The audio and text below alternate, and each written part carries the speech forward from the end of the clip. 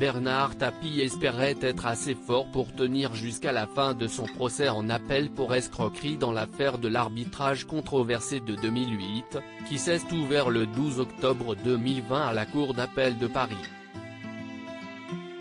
Malheureusement, l'homme d'affaires de 77 ans a été contraint de se retirer, suite à l'aggravation du double cancer dont il souffre depuis 3 ans, qui touche son estomac et son œsophage.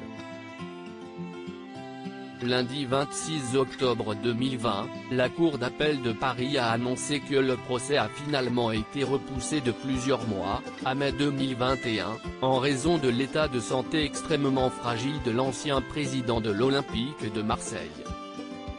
La Cour d'appel de Paris a ordonné que le procès de l'ancien ministre et de ses 5 co-prévenus, dont le PDG d'Orange Stéphane Richard, soit réexaminé à partir du 10 mai, pour 15 journées d'audience.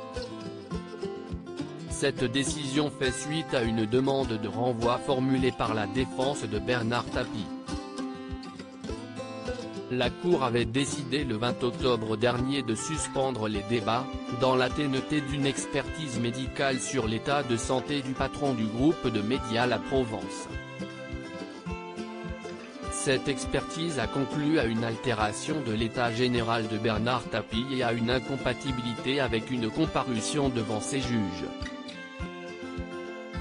L'expert a également estimé que les nouveaux traitements médicaux entrepris par l'homme d'affaires peuvent laisser entrevoir une amélioration sensible de son état, mais pas avant 5 mois, a indiqué la présidente de la Cour Sophie Clément.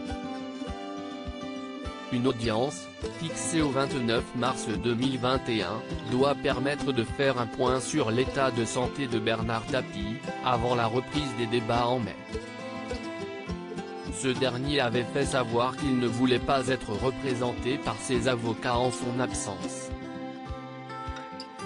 Monsieur Tapie a tout fait pour pouvoir participer à cette audience, qui est et reste décisive pour lui. Malheureusement, son état de santé ne lui a pas permis de pouvoir aller plus loin, a réagi auprès de l'un de ses défenseurs, Me Hervé Temim.